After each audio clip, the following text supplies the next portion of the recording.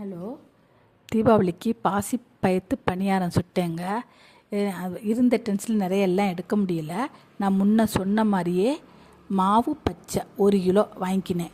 1 kilo வாங்கி 2 மணி நேரம் ஊற வச்சு நல்லா கழுவி ஊற வச்சு அப்புறம் வெள்ளை துணியை போட்டு அதே மாதிரி நிலக்காய்ச்சலாக ஃபேனோ வெயிலோ இல்லாமல் நல்லா தண்ணி எடுத்தோன்னே மிக்சியில் போட்டு அரைச்சி ஈரமாவாக எடுத்துக்கணும். மாவிளக்குக்கு சேர்க்குற மாதிரி ஈரமாவாக எடுத்துக்கணும்.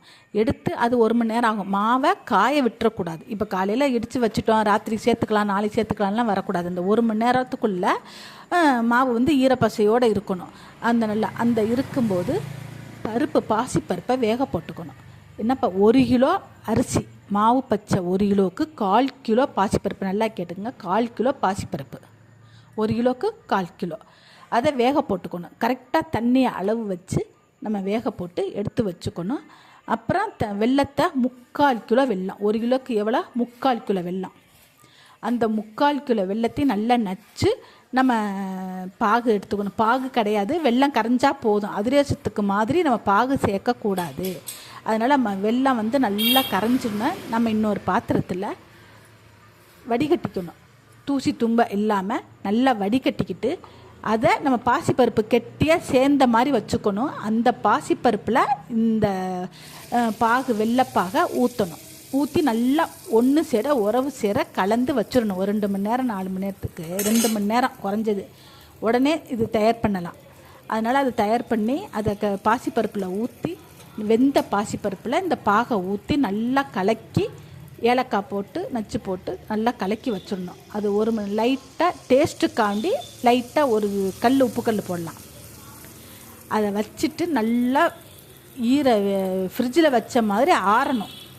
ஜில்னஸ் மாதிரி இப்போ அந்த சூடு இருக்கக்கூடாது. நல்லா சிலுசில் நல்லா ஆறின உடனே நம்ம இந்த அரைச்சி வச்சுருக்க மாவை அதில் கொட்டி கொஞ்சம் கொஞ்சமாக தூவி, ஒரு ஆள் தூவணும், ஒரு ஆள் கிண்டணும். கட்டிப்படாமல் கையெல்லாம் கடுக்க செய்யும், வலிக்க தான் செய்யும். அதனால் ஒரு தூவையில் அள்ளி போடையில் நம்ம அதிலே கலந்தால் கெட்டியாக தான் இருக்கும். அது கரெக்டாக கறவு சேர்ந்துடும். நம்ம அப்புறம் 2 மணி நேரம் சென்று ஊற்றணும். அந்த 2 மணி நேரம் சென்று ஊற்றும் போது அந்த கெட்டியாக பணியாரம் இருக்குது, கல் மாதிரி வருது. அப்புறம் நம்ம கலக்கையில் கரெக்டாக கலக்கணும். இல்லைனா வெண்ணெய் தண்ணி கொதிக்க வச்சு ஆற வச்சு நம்ம சேர்த்துக்கணும். சும்மா பச்சை தண்ணி ஊற்றிக்கி பணியாரத்தில் ஊற்றிடக்கூடாது, சுடுதண்ணியும் ஊற்றக்கூடாது. ஏற்கனவே நம்ம தேவைப்பட்டால் தண்ணி தெளிச்சுக்கோம்னு சுட வச்சு ஆற வச்சுருக்கணும். நம்ம 2 சொட்டு 4 சொட்டு பணியாரம் நல்லா மெதுவாக எலும்போம் அப்படின்னா ஊற்றிக்கலாம். அடிக்கடி செய்கிறவங்க அந்த மாதிரி தண்ணி தேவைப்படாது. பாகு காய்ச்சும் போதும் சும்மா 1/4 டம்ளர் தண்ணியில் வெல்லத்தை நச்சு போட்டால் போதும். இதுக்காண்டி 1/2 டம்ளர் 1 டம்ளர் வச்சு பாகு கரைக்கி கொடுங்கிறது கிடையாது. அதுதான் டேஸ்ட்டு, ருசி. இப்படித்தான். நான் அதெல்லாம் தனித்தனியாக எடுக்கலை, உங்களுக்கு இந்த விவரத்தை எல்லாத்தையும் சொல்லிட்டேன். அதுக்கப்புறம் மாவை கொட்டி ஒரு 2 மணி நேரம் கலக்கி வச்சிடணும். ஏன்னா கலக்கின உடனே ஊற்றுனா டேஸ்ட்டு வராது. அதனால் அது நம்மளுக்கு முடிஞ்சப்போ ஊற்றிக்கலாம். அதை கலக்கி வச்சுட்டா ஃப்ரிட்ஜில் வச்சு கூட அடுத்த வாரம் 4 நாளுக்கு அப்போ கொஞ்சமாக தேவைப்படையில் ஊற்றி சாப்பிட்லாம். இதை பாருங்கள், ஊற்றுறேன். இதுதான் பாசிப்பருப்பு பணியாரம். இது பக்குவம் இருக்குது. இதெல்லாம் உழைப்பு தான், பக்குவம். கொஞ்சம் கூட குறைய மிஞ்சி போச்சுன்னா, தண்ணி மிஞ்சி பத்தாமல் போச்சுன்னா இந்த கல் போல் இருக்கும். தண்ணி கொஞ்சம் சேர்ந்துருச்சுன்னா தோசை மாதிரி போயிடும். அதெல்லாம் வராமல் இதை பார்த்து எதவா ஊற்றணும். இதான் செட்டிநாட்டு பாசிப்பருப்பு பணியாரம். ஏற்கனவே நான் ஊற்றிருக்கிறேன். இப்போ தீபாவளிக்கு பண்ணினதை உங்களுக்கு போட்டு காமிச்சிருக்கிறேன். ஓகே, பார்த்து செய்யுங்க.